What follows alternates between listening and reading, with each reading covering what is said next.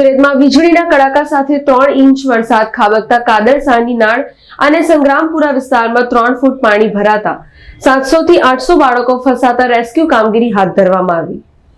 હવામાન વિભાગ દ્વારા છેલ્લા 3 દિવસથી વરસાદી માહોલની આગાહી કરવામાં આવી રહી છે।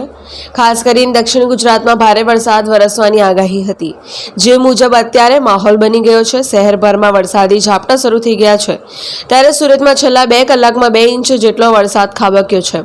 વરસાદના કારણે તમામ વિસ્તારોની અંદર પાણી ભરાવાની ફરિયાદ ખૂબ જ વધી ગઈ હતી। કાદરસાની નાળ અને સંગ્રામપુરા વિસ્તારમાં પાણી ભરાઈ ગયા હતા।